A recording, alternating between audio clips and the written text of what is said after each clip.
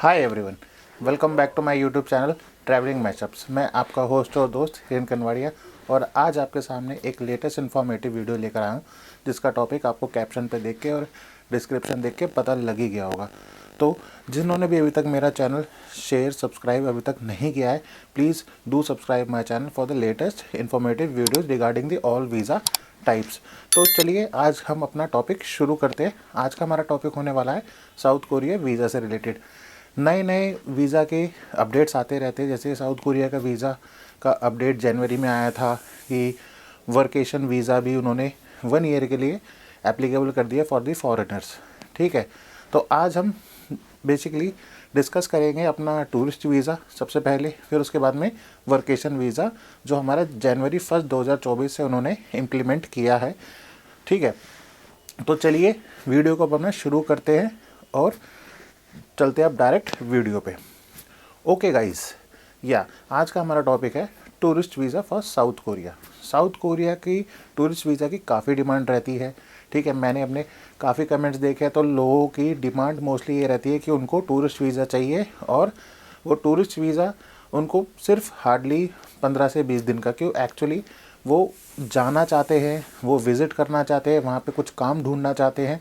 ठीक है, तो टूरिस्ट वीज़ा का बेसिक एक नेसेसिटी लोगों के लिए यही है कि वो एक बार साउथ कोरिया एंटर हो जाए और उसके बाद में वहाँ पे अपना बिज़नेस करें या कोई काम करें। तो मोस्टली लोगों की यही एक वो आती है हमारे पास में रिक्वेस्ट कि हम टूरिस्ट वीज़ा कैसे ऑब्टेन करें। तो सिंपल सा है, साउथ कोरिया टूरिस्ट वीज़ा के लिए बहुत सिंपल है। मैंने काफ़ी टाइम पहले कुछ टूरिस्ट वीज़ाज़ काफ़ी लोगों के निकलवाए भी थे। अप्रॉक्सीमेटली अगर मैं 10 फाइल लगाता था तो 7 टूरिस्ट वीज़ा निकलते थे, उसमें से 3 रिजेक्ट हुए। उसका बेसिक मैं अभी आपको आगे वीडियो में बताऊंगा, समझाऊंगा कि वो रिजेक्ट क्यों होते थे, किस रीज़न से रिजेक्ट होते हैं।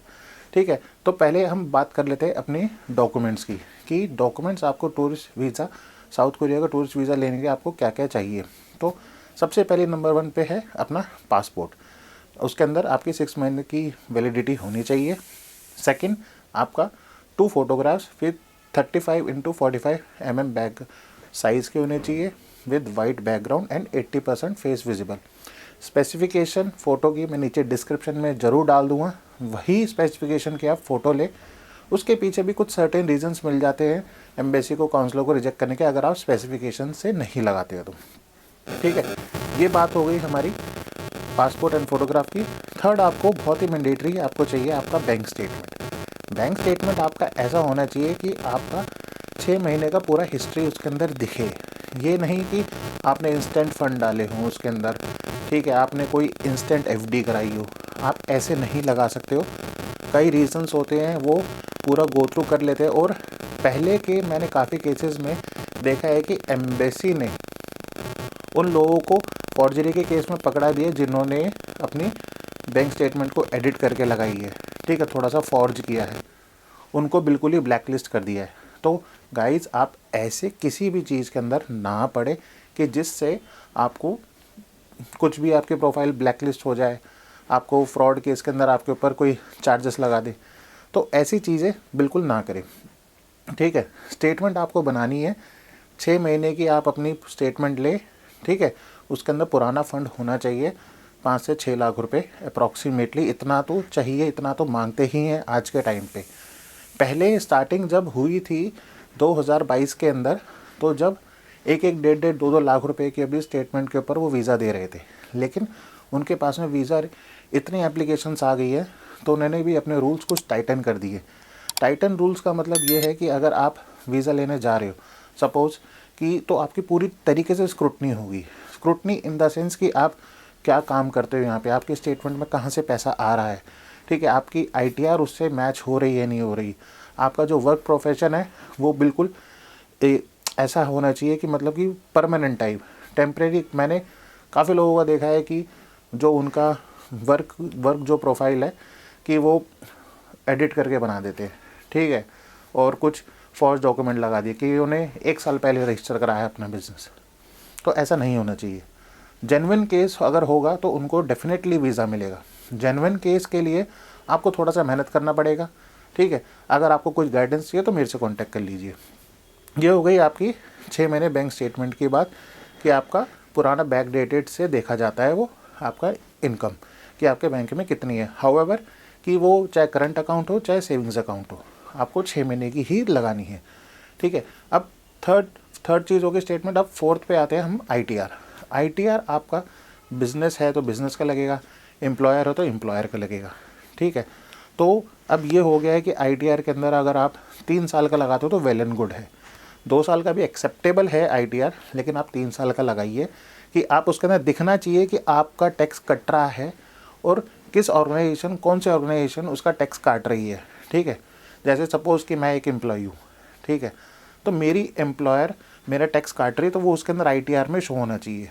फॉर्म 16 के अंदर आपको दिख जाएगा, फॉर्म 12B में भी आपको दिख जाएगा कि आपका एम्प्लॉयर आपका टैक्स काट रहा है और कितना टैक्स काट रहा है। वो उनको एक चीज़ देखनी होती है ताकि वो वैलिडेट कर सके आपकी आई.टी.आर. और आपके बैंक स्टेटमेंट से कि जो सैलरी क्रेडिट हो रही है आपके बैंक स्टेटमेंट में वही एम्प्लॉयर आपका टैक्स भी काट रहा है। तो इट मीन्स यूर आई.टी.आर. आपकी जेन्युइनली फिल्ड है, मतलब कि आप इनकम टैक्स रिटर्न आप इधर भरते हो और आप इस देश के नागरिक हो। आपका जो वर्किंग प्रोफाइल है वो बिल्कुल एक्यूरेट है, वो बिल्कुल परमानेंट है। ये सारी चीज़ें देखते हैं काउंसलर, ये आपको कोई और नहीं बताएगा, ये आपको मैं पर्सनल एक्सपीरियंस से बता रहा हूँ कि ये सारी चीज़ें आपको कोई एजेंट नहीं बताएगा। एजेंट आपसे क्या करेगा, आपसे वो पैसा लेगा, ठीक है, आपकी फाइलिंग कर देगा, that's all up to you कि अगर आपका वीज़ा आया तो ठीक है, अगर नहीं आया तो वो भी आपका है। वो अपने फाइल के पैसे ले लेगा और अपनी पैसे कमा के अपने आपको दे देगा, आपके ऊपर छोड़ देगा। ये गाइडेंस मैं यूट्यूब पे इसलिए ही देना चाहता हूँ ताकि सब लोग एक जागरूक हो इन सब चीज़ों के लिए, सबको पता लगे कि वीज़ा कैसे लेना है। ठीक है, ये बात हो गई हमारी अब आई.टी.आर. की। आई.टी.आर. 3 साल का लगाइए, वेल एंड गुड है। इसके बाद में अगर आप एम्प्लॉय हैं तो आपको 10 महीने की पे स्लिप्स लगेंगी। ठीक है, 10 महीने की पे स्लिप्स इसलिए मांगते हैं ताकि वो देखना चाहते हैं कि आप कब से इस ऑर्गेनाइजेशन के अंदर आप जुड़े हुए हो, इसलिए वो 10 महीने की मांगते हैं। कई टाइम पे पहले तो साल भर की भी मांगते थे, उससे पहले मैंने तो 3 महीने की दी थी अप्रॉक्सीमेटली। तो वो रूल्स चेंज होते रहते हैं। तो ये आपको मैं बेसिक और जनरल रूल्स बता रहा हूँ ताकि आप वेबसाइट पे जाके एक बार गो थ्रू कर ले। डिस्क्रिप्शन में मैं नीचे आपको दे दूँगा कि आपको कहाँ पे आपको चेक करना है कि अभी इस वक्त करंट क्या रिक्वायरमेंट है। ठीक है, साथ में अगर आप एम्प्लॉयर हो, ठीक है, तो बिज़नेस रजिस्ट्रेशन सर्टिफिकेट आपको चाहिए, आपका जीएसटी नंबर चाहिए, आपका लेटर हेड चाहिए। ये आपके मेन डॉक्यूमेंट्स हो गए जो अगर आप एक बिज़नेस रन कर रहे हो तो उसके ये सारे डॉक्यूमेंट, और प्लस आपका सैलरी स्लिप भी चाहिए। हाँ, तो आपका बिज़नेस के प्रूफ्स आपके सारे चाहिएंगे। ठीक है, हाउएवर कि आपके पास में जीएसटी हो, आपके पास में कोई पैन नंबर हो उनका, तो वो सारी की सारी आप चीज़ें अटैच के अंदर लगाए अपना कवर लेटर के साथ में। और अब चलते हैं मेन चीज़ के ऊपर कि आपका कवर लेटर आइटनरी समटाइम्स वो मांगते हैं, समटाइम्स वो नहीं मांगते। तो उस चीज़ के लिए आपको खुद से पहले से रेडी होना पड़ेगा। अब सपोज़ कि अगर आप कोई वीज़ा लेने जा रहे हो तो उस काउंसलर को आप एक लेटर तो लिखोगे ना कि मैं इतने दिन से इतने दिन तक घूमने जा रहा हूँ, ठीक है, मैं यहाँ रहूँगा और मैं इस डेट को वापस आऊँगा, मैं ये काम करता हूँ, मेरी सैलरी इतनी है। और एक रिक्वेस्टिंग टाइप मोड के अंदर आप एक लेटर लिखोगे काउंसलर को, तो वो एक्सेप्ट कर लेते हैं वीएफएस वाले भी। और समटाइम्स कहते हैं कि नहीं, इट्स नॉट एक्सेप्टेड, ये हमारे डॉक्यूमेंट लिस्ट में नहीं है। तो आप उनसे रिक्वेस्ट कर सकते हो कि आप हमारा कवर लेटर लीजिए, ये हमने सिर्फ काउंसलर को एक रिक्वेस्टिंग मोड के अंदर लेटर लिखा है, दैट्स इट। तो वो लेटर अगर एम्प्लॉयर है, मतलब कि कोई बिजनेसमैन है, तो वो अपने लेटर हेड पे लिख सकता है। ठीक है, अपनी सारी बेसिक डिटेल्स कि वो क्या करता है, यहाँ कहाँ रहता है, पासपोर्ट नंबर, एवरीथिंग, वहाँ क्या करेगा, कितने दिन रहेगा, और उसके बाद में वो सबमिट कर सकता है। ये हो गई कवर लेटर। आइटनरी आपको ऐसे ही बनानी है जो आपकी बैंक बैलेंस से मैच हो। ठीक है, ये नहीं कि आप आइटनरी के अंदर आपने दिखा दिया 10 लाख का खर्चा, ठीक है, कि मैं 5 स्टार होटल में रहूँगा, 7 स्टार होटल में रहूँगा, लेकिन वो फंड्स आपके पास में मैच होने चाहिए। ठीक है, सपोज़ कि आपके पास में इतना फंड ही नहीं है तो आप 7 स्टार होटल अफोर्ड ही नहीं कर सकते, आप बिज़नेस क्लास टिकट अफोर्ड ही नहीं कर सकते। आपने टिकट तो लगा दी बिज़नेस क्लास की, लेकिन आप अफोर्ड नहीं कर सकते as per your bank statement. तो एक वो भी एक ड्रॉबैक है। अगर आप आइटनरी बना रहे हो तो बिल्कुल अपनी आइटनरी ऐसी बनाओ जो आपने बजटेड खर्चा उसके अंदर दिखाया है फॉर्म के अंदर कि मैं 2000 यूएसडी खर्च करूँगा आपके कंट्री के अंदर, तो 2000 यूएसडी के अंदर ही अंदर आपको अपनी आइटनरी बनानी है। आपको ऐसा नहीं करना है कि आप 4000 यूएसडी की दिखा दो, आप 3000 यूएसडी की दिखा दो, नहीं। जो आपने बजटेड प्राइस रखा है अपने ट्रिप का, आप उसी के अंदर ही अपनी आइटनरी बनाओ।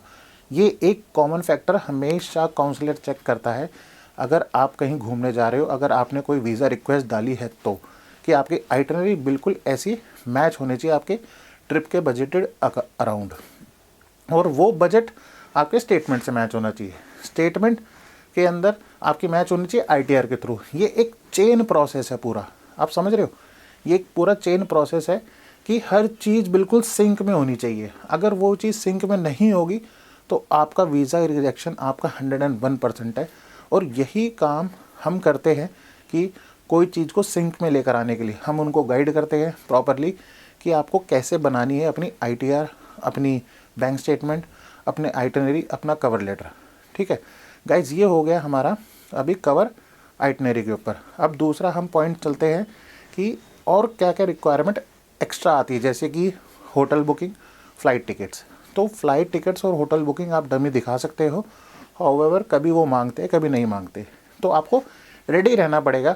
समटाइम्स की आपकी डेट के अंदर वो नहीं मांग रहे, ठीक है, मे भी क्या पता 2 महीने बाद में वो दोबारा से मांग ले, तो आपको रेडी रहना पड़ेगा। जब आप फाइलिंग वीएफएस में लेके जाओगे उसके अंदर ज़्यादा खर्चा नहीं होता है, ठीक है, आप रेडी करवा सकते हो, किसी से भी हमको बोल सकते हो, हमें कांटेक्ट कर सकते हो, हमें कमेंट्स में डाल सकते हो, मेरे इंस्टाग्राम हैंडल पे मेरे को बोल सकते हो, ठीक है। I will help you and I will guide you for through out all of the process कि आपको कैसे कैसे स्टेप बाय स्टेप आपको करना है। ये बात हो गई हमारी अब होटल और रिजर्वेशंस की, टिकट रिजर्वेशंस की। हाँ जी, तो हम बात कर रहे थे होटल रिजर्वेशंस की और टिकट रिजर्वेशंस की। तो अब चलते हैं अपना कि आपको अप्लाई कैसे करना है अपना वीज़ा। तो वीएफएस की वेबसाइट पे आप जाके, एक वॉक इन है वहाँ पे, आप कभी भी जाके अप्लाई कर सकते हो और किसी भी टाइम आप जाके अप्लाई कर सकते हो अपना, मंडे टू फ्राइडे के बीच में जाके। उसकी एक विंडो स्लॉट है, वो आप अपने वेबसाइट पे चेक कर लेना कि दिन में 2 से 3 बजे तक रहता है, वो एक्सेप्ट करते हैं एप्लीकेशंस, उसके बाद में वो शट डाउन हो जाता है। तो उससे पहले आप जाके अपने डॉक्यूमेंट्स, आप वहाँ पे एक टोकन मिलेगा, टोकन के थ्रू आप जा सकते हो, आपका नंबर बोर्ड पे डिस्प्ले होगा और जैसे आपका नंबर आया आप अपने डॉक्यूमेंट सबमिट कर सकते हो। तो अब चलते हैं फ़ीस की बात। फ़ीस आपकी कितनी लगेगी, इसके अंदर 2800 रुपये फ़ीस है और बाकी रेस्ट आपकी वीएफएस चार्जेस है। तो टोटल अप्रॉक्सीमेटली 3500-3600 रुपये with plus GST all taxes लगता है इतना आपका। तो ये हो गई आपकी वीज़ा फ़ीस। नेक्स्ट आपका कि आपको ट्रैवल वहाँ पे करने के लिए और क्या क्या डॉक्यूमेंट्स चाहिए। पहले आप वीज़ा एक्वायर के आप डॉक्यूमेंट सारे आपने समझ ही लिए, और कैसे अब आपके रिजेक्शन केसेस आते हैं। तो rejection cases mostly bank statement के ऊपर होते हैं और आपके एम्प्लॉयर ऑर्गेनाइजेशन के डिटेल्स होते हैं और आपके जो बिज़नेस होते हैं। बेसिकली वही सारी चीज़ें मेजरली देखी जाती है जब भी वो आपके केसेस डिक्लाइन होते हैं, रिजेक्ट होते हैं। तो उस चीज़ को आप तरीके से बनाएं। अगर आपसे वो नहीं हो पा रहा है तो ऊपर दिए गए मेरे इंस्टाग्राम हैंडल पे आप मेरे को फॉलो कर सकते हैं, कमेंट करके बता सकते हैं आपको क्या आपको स्टेप बाय स्टेप गाइड चाहिए, तो मैं आपकी प्रॉपर एक हेल्प करूँगा।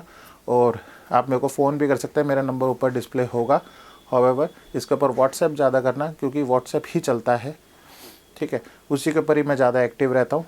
तो ठीक है, आज का वीडियो हम यहीं ख़त्म करते हैं। होपफुली काफ़ी लंबा वीडियो हो गया था। होपफुली आपको ये सारी की सारी चीज़ें आपको समझ आई होंगी। And till then, thank you, bye.